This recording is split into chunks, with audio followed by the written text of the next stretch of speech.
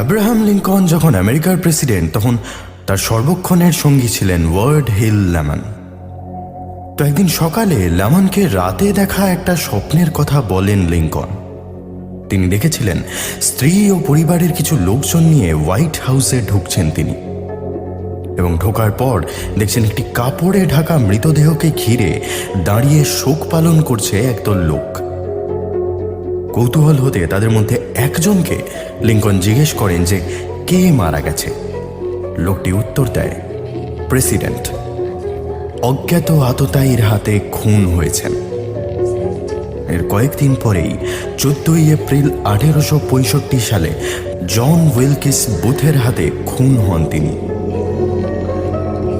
এ ঘটনা গুজব কিনা তার উত্তর ইতিহাস আর দিয়ে যায়নি, তবে পাতায় পাতায় এরকম নানা ঘটনা লিখে আমাদের সামনে সে প্রশ্ন রেখে গেছে, সত্যি কি মৃত্যু আসার আগে দূত পাঠায়? অজ্ঞাত জগতের চিঠি কি আগাম সতর্ক করে যায় আমাদের? তবে আমি আপনাদের সতর্ক করতে পারি, ইংল্যান্ডের কোনো প্রত্যন্ত কুয়াশা ঢাকা গ্রামের প্রান্তে যদি কোনো জঙ্গলের খোঁজ পান, এবং সেই জঙ্গলের একটা বিশেষ অংশের গাছপালা যদি কালো হয়, এবং শীষ দিতে দিতে কাউকে যদি সেই জঙ্গলের দিকে এগিয়ে যেতে দেখেন, তবে আর সেখানে না দাঁড়িয়ে শটান নুলটু মুখে দৌড় দিন। তবে আমার সতর্কতায় কান কেনই বা দেবেন? অ্যালজেনন ব্ল্যাকউড বললে কান দেবেন তো? বেশ, শুনতে থাকুন তার কাহিনী উডস অফ দি ডেড অবলম্বনে আমাদের আজকের গল্প, মৃতের জঙ্গল।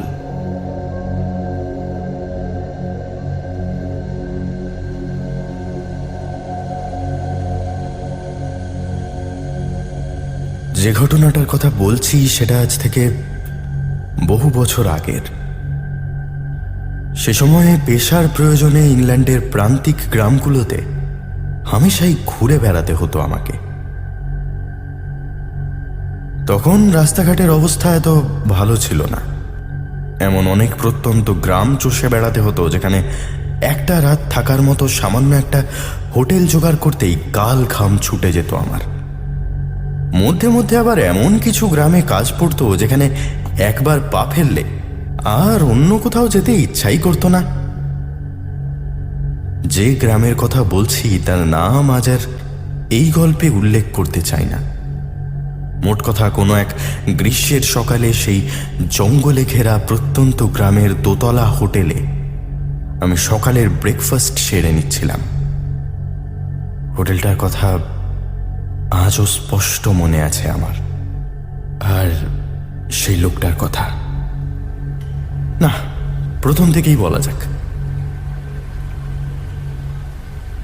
হোটেলের সঙ্গে লাগোয়া রেস্তোরাঁটা খুব একটা বড় সড়ো নয়। বোঝাই যায় এখানে খুব বেশি লোকজন খেতে আসে না, ফলে জায়গাটা বাড়ানোর দরকারও হয়নি। আমি যে টেবিলে বসে খাচ্ছি তার ঠিক পাশেই একটা ছোট্ট কাঁচের জানলা আছে। সেই জানলা দিয়ে এখন গ্রীষ্মের ফাঁকা মাঠ, জঙ্গল আর মানুষের ঘরবাড়ি হাতে আঁকা ছবির মতো দেখা যাচ্ছে। হোটেলের ঠিক বাইরেই একটা ছোট ফুলের বাগিচা করা আছে। সেখান থেকে প্রজাপতি উড়ে এসে মাঝে মাঝে বসছে জানলার উপর। সব মিলিয়ে খেতে খেতে বাইরে তাকালে গ্রাম্য দৃশ্যের সরলতায় ভারী হালকা হয়ে যাচ্ছে মনটা। খেতে খেতে রেস্তোরাঁর দরজার দিক থেকে একটা আওয়াজ পেয়ে আমি ফিরে তাকিয়ে দেখলাম বেশ বয়স্ক এক ভদ্রলোক দরজা খুলে ভিতরে আসছেন। হাতে একটা ছোট কাগজ, গায়ে খয়েরি রঙের দীর্ঘদিনের না কাচা একটা কোট। সেদিকে গুরুত্ব না দিয়ে আমি আবার খাবারে মন দিলাম। ভদ্রলোক কিন্তু এগিয়ে এসে আমার সামনের টেবিলেই বসে পড়লেন।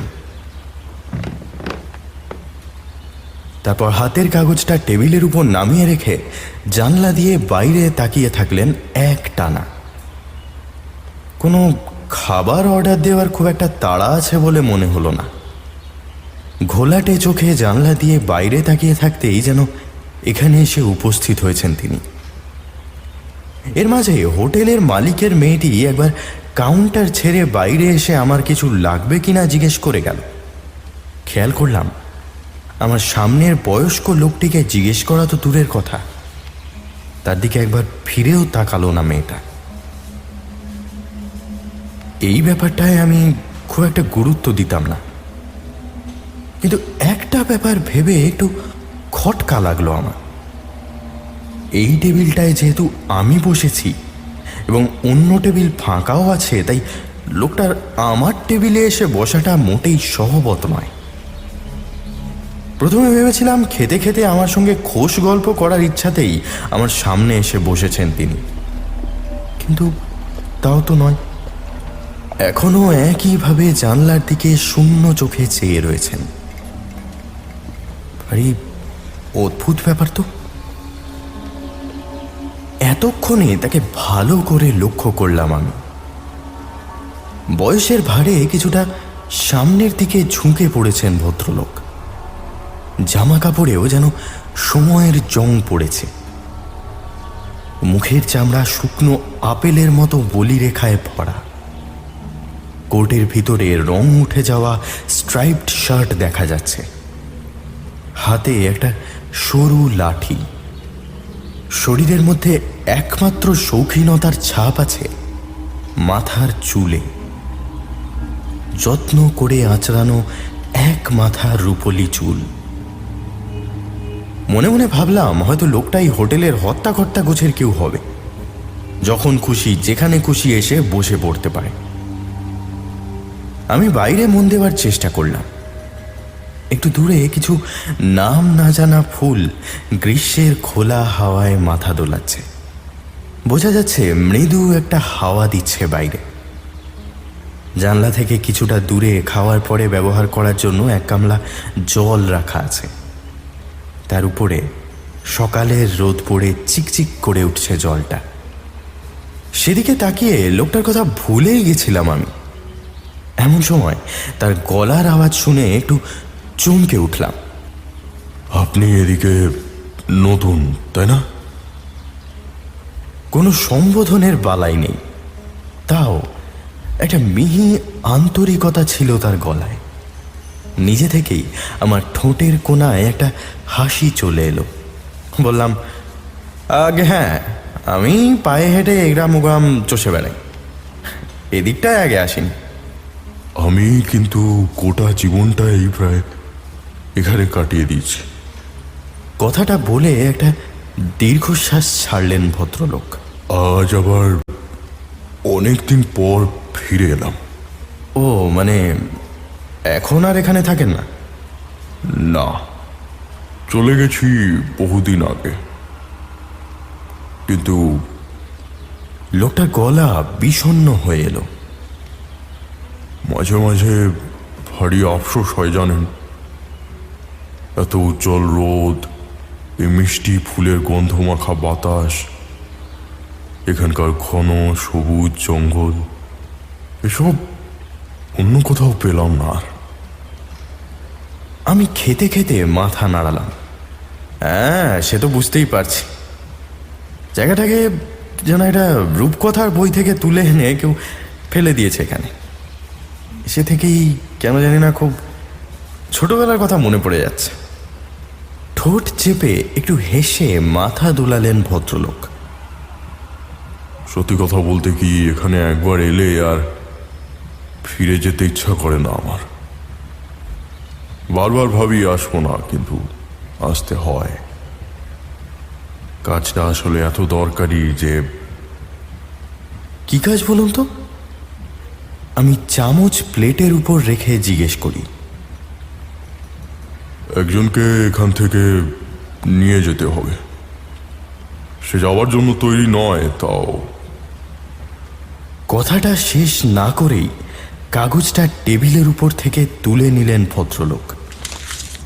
নতুন উদ্যমে বললেন, এক কাজ করুন না, আপনি আজকের দিনটা এখানে কাটিয়ে যাবেন তো? হ্যাঁ, তেমনই তো ইচ্ছা আছে। বেশ, তাহলে আসুন না কাল ভোরের দিকে।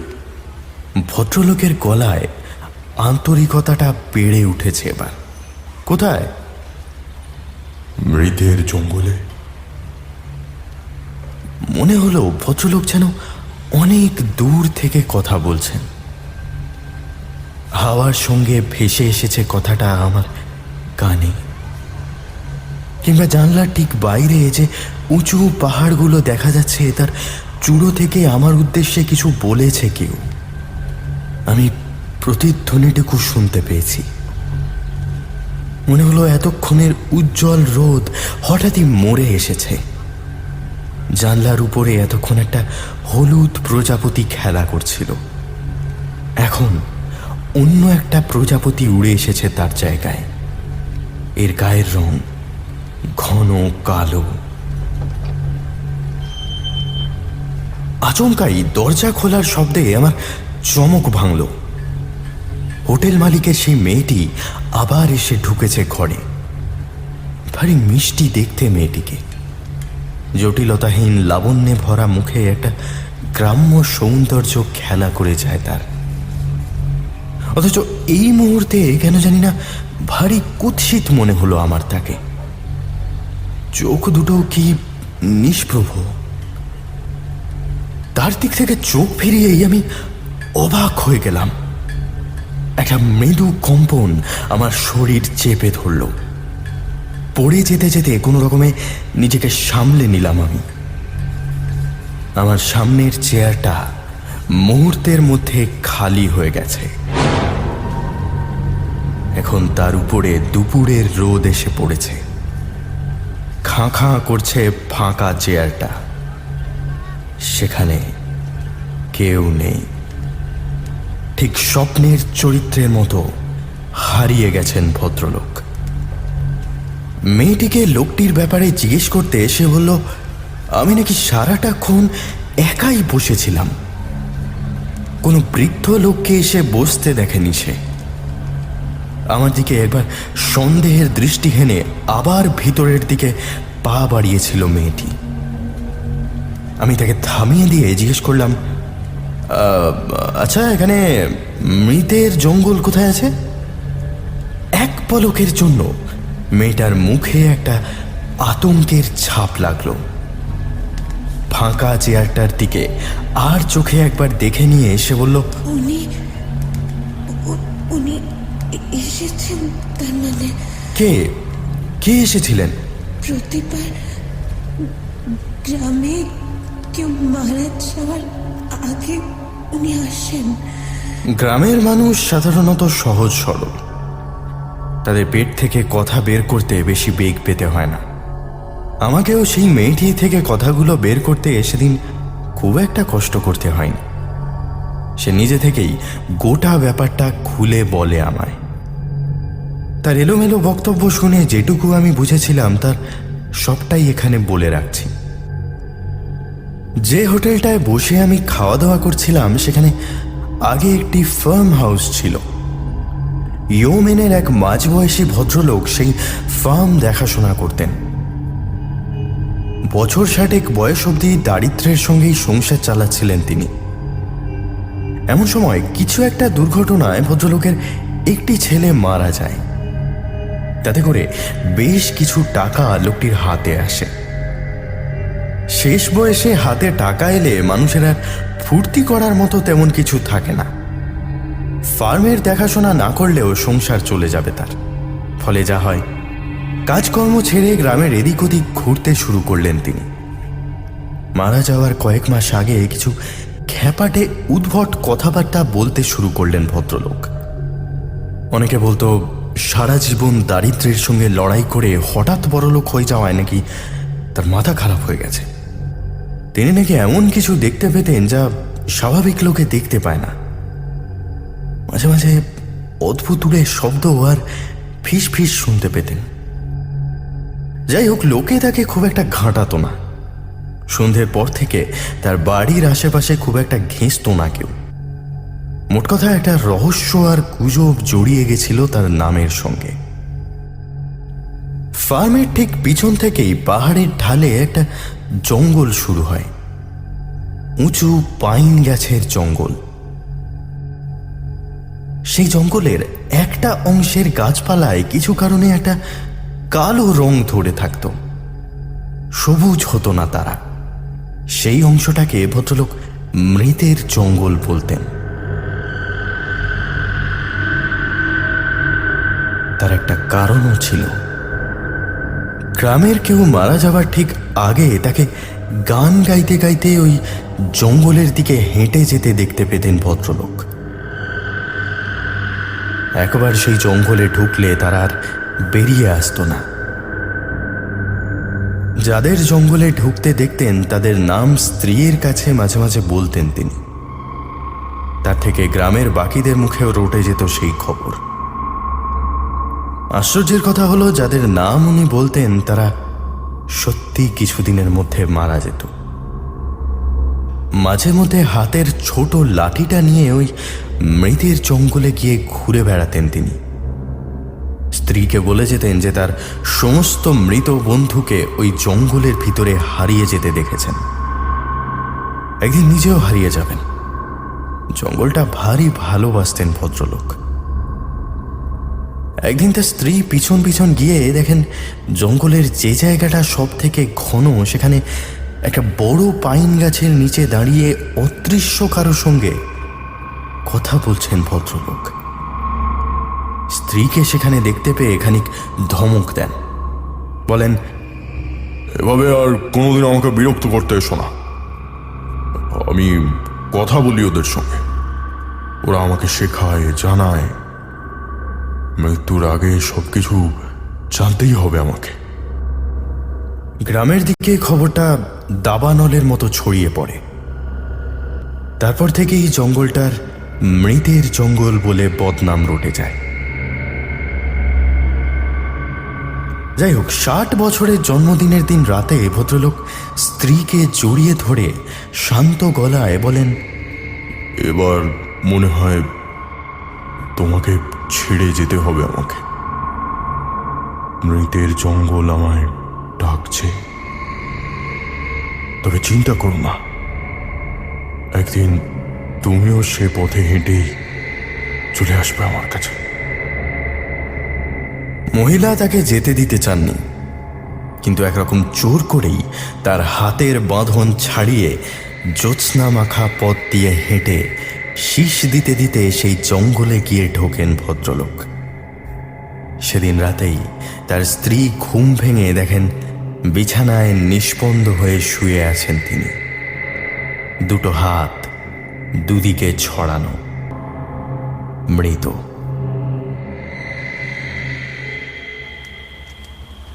এত অবধি গল্প আমি সেই মেয়েটির থেকে উদ্ধার করেছিলাম। গল্পটা শেষ করে সে বলেছিল, তবে আপনার আগেও বেশ কয়েকজন ঠিক ওই চেয়ারটাতে বসে থাকতে দেখেছি ওনাকে। উনি এসে বসে বাইরের দিকে তাকিয়ে থাকেন, মাঝে মাঝে কাঁদতেও দেখেছি কেউ কেউ। ওকে দেখে ভয় পায় না কেউ? কৌতূহলী চোখে জিজ্ঞেস করেছিলাম আমি। পায়, যে দেখে সেই পায়। আপনার সাথে তো কথা হয়েছে। হ্যাঁ, উনি বলছিলেন কাউকে নিতে এসেছেন। নিতে এসেছেন? ভয়ে ভয়ে চোখে মুখ তোলে মেয়েটি। কাকে? সেটা বলেননি, আমি জিজ্ঞেসও করিনি। আমার দিকে প্রায় 1 মিনিট একইভাবে তাকিয়ে টেবিল থেকে প্লেট তুলে নিয়ে ধীরে ধীরে সরে পড়ল মেয়েটা। মনে হলো আরও কিছু যেন আমাকে বলতে চেয়েছিল সে, কিন্তু শেষ মুহূর্তে না বলাই ভালো বলে এড়িয়ে গেছে। সে হোটেলেই রাতটা কাটাবো বলে ঠিক করলাম। দুপুরটা একটু ঘুমিয়ে নিয়ে বিকেল নাগাদ বেরিয়ে পড়লাম বাইরেটা একটু ঘুরে দেখতে। জানলা দিয়ে যতটা দেখা গেছিল জায়গাটা তার থেকে ঢের বেশি মনোরম। বিস্তৃত মাঠঘাটের উপর দিয়ে কিছুক্ষণ উদ্দেশ্যহীনের মতো ঘুরে বেড়ালাম। মাথার উপরে গাঢ় নীল আকাশে সাদা মেঘের দল সঙ্গী হলো সারা বিকেল।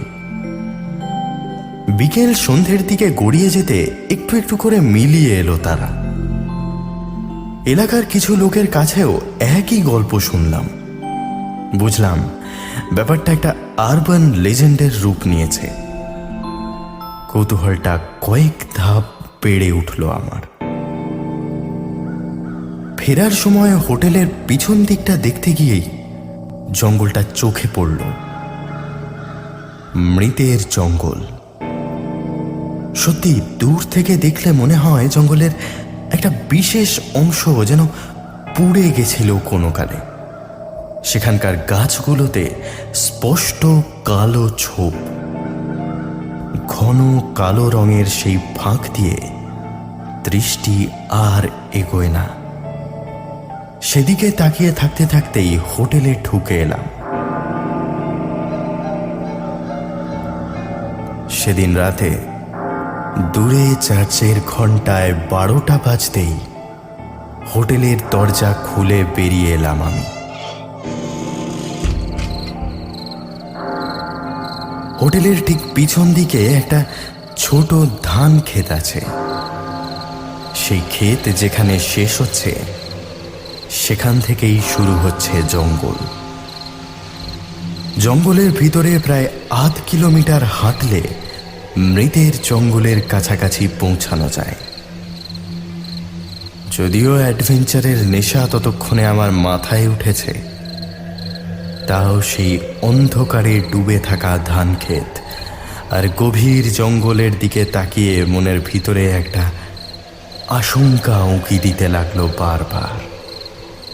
ধান ক্ষেত বেয়ে ক্রমশ সেই জঙ্গলের দিকে এগোতে লাগলাম আমি।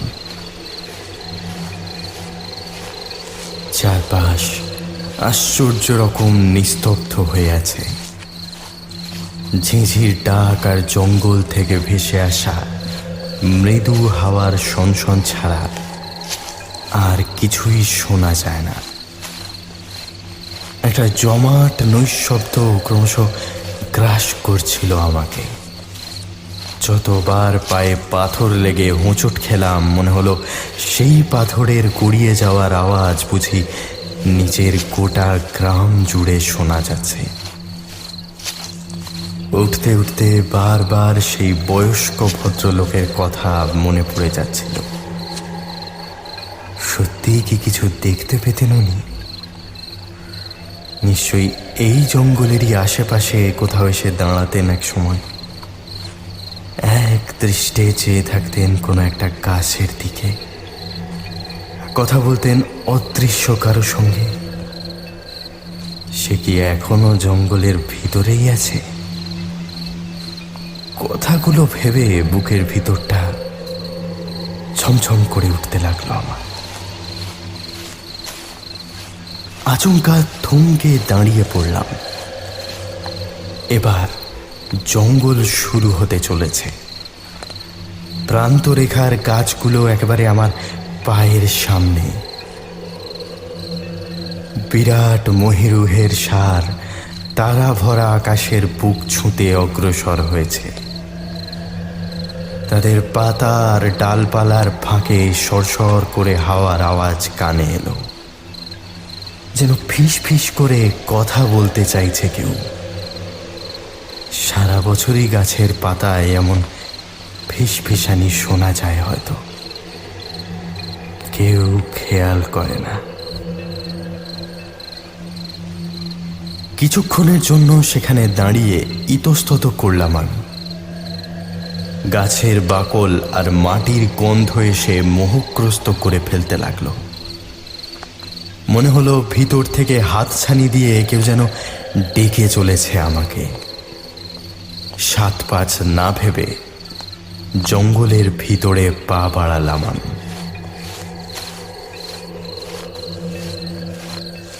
সঙ্গে সঙ্গে সেই গাঢ় অন্ধকারের ভিতর থেকে কিছু একটা এসে যেন চেপে ধরল আমার হাতটা।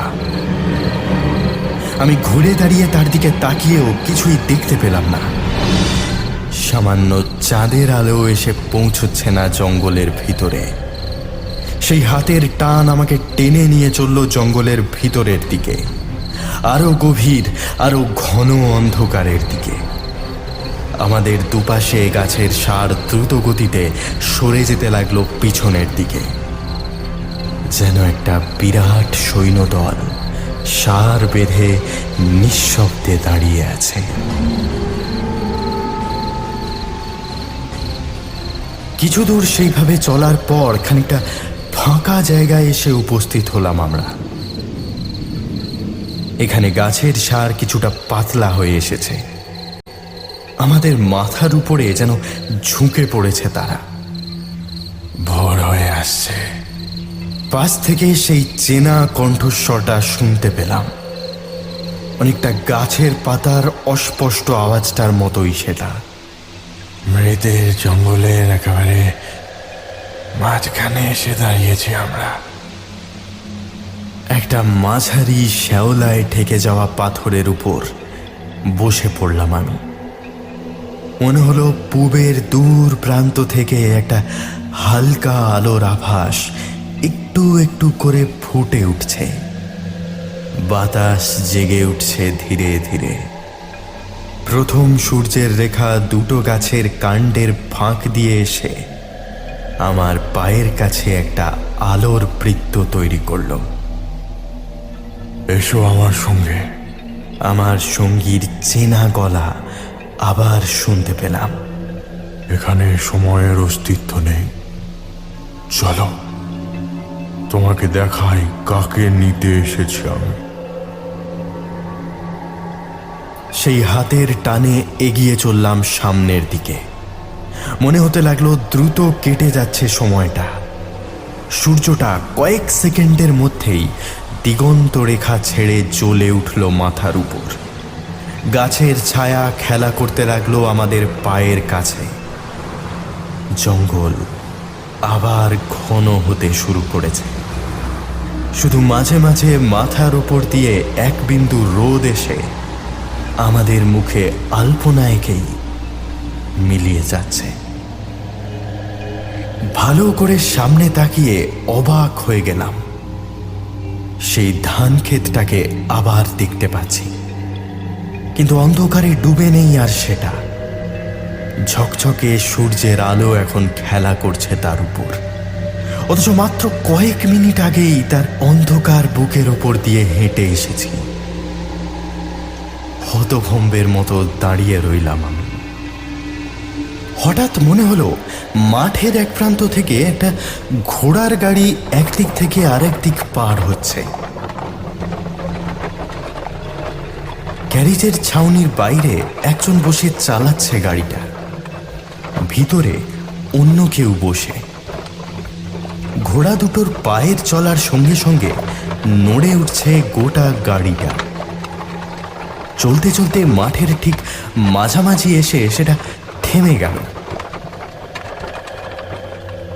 গাড়ির চালক নিচে নেমে এসে গ্যারেজের দরজা খুলতে ভিতরে যিনি বসেছিলেন তিনি নেমে এলেন নিচে।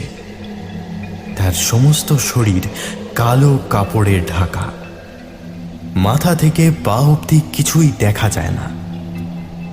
আমি স্তম্ভিত হয়ে দেখতে লাগলাম সেই দৃশ্য। চালককে কিছু একটা বলতে চালক মাথা দোলালো, তারপর আঙুল তুলে জঙ্গলের অন্যদিকের প্রান্তটা দেখিয়ে দিল। কাপড়ে ঢাকা সেই মানুষটা কিন্তু সেদিকে গেল না, উল্টে দ্রুত পা চালিয়ে আমরা যে জঙ্গলের ভিতরে দাঁড়িয়ে আছি সেদিকেই আসতে লাগলো সে। একেবারে আমাদের সোজাসুজি। জঙ্গলের ভিতরের অন্ধকারে আমরা দাঁড়িয়ে আছি বলে আমাদের এখনো দেখতে পাচ্ছে না সে। মানুষটাকে উল্টো দিকে হেঁটে আসতে দেখে চালক তাকে একবার বাধা দিল, কিন্তু তাতে আমল দিল না কাপড়ে ঢাকা মানুষটা। সে আগের মতোই ছন্দবদ্ধ পায়ে হাঁটতে হাঁটতে এগিয়ে আসতে লাগলো মৃতের জঙ্গলের দিকে। একেই তবে নিয়ে যেতে এসেছেন ভদ্রলোক,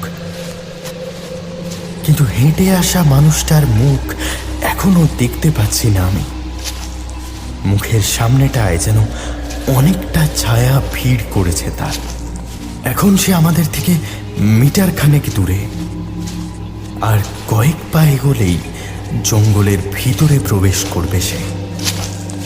ঠিক এই সময়ে তার মুখের সামনে থেকে অন্ধকার সরে গেল।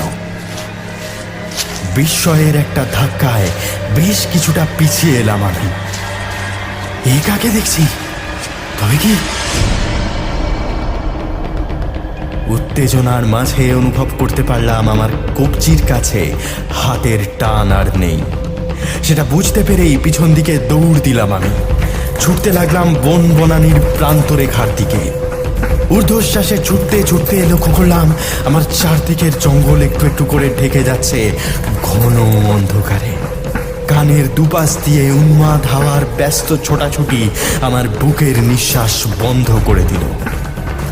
একটু আগে যা দেখেছি সব ভুলে সেই নারকীয় জঙ্গলের বুক চিরে দৌড়াতে লাগলাম আমি।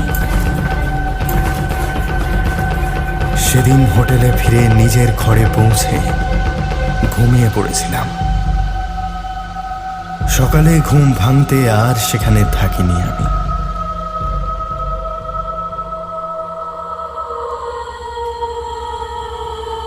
এর প্রায় 1 বছর পরে আবার একবার কর্মসূত্রে সেই গ্রামে যেতে হয়েছিল আমাকে।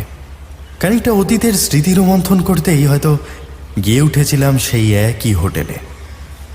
তবে এবার আর সেখানে রাত কাটানোর ইচ্ছা ছিল না আমার। সকালের জলখাবারটা সেখানে সেরেই বিদায় নেওয়ার প্ল্যান ছিল। তবে হোটেল মালিকের সেই মেয়েটিকে কিন্তু আর দেখতে পাইনি সেদিন। খেয়ে দিয়ে টাকা মেটাতে ম্যানেজারের টেবিলে গিয়ে তাকে জিজ্ঞেস করছিলাম, আচ্ছা আপনার মেয়েটিকে তো আর দেখছি না, বিয়ে টিয়ে হয়ে গেছে নাকি? টাকা গুনতে গুনতে মাথা নেড়েছিল লোকটা। না বাবু, বিয়ে হওয়ারই কথা ছিল তা, কিন্তু তার আগেই ওই ধান খেতে কাজ করতে করতে এমন সানিস্টক হলো যে আপনি চলে যাওয়ার দিন কয়েকের মধ্যেই আর বেঁচে নেই আমার। টাকাটা হাতে নিলাম আমি। মনে পড়ে গেল জঙ্গলে সেদিন সেই কাপড়ে ঢাকা মূর্তির মুখ থেকে অন্ধকার সরে যেতে সেই মেয়েটির মুখটাই দেখেছিলাম আমি।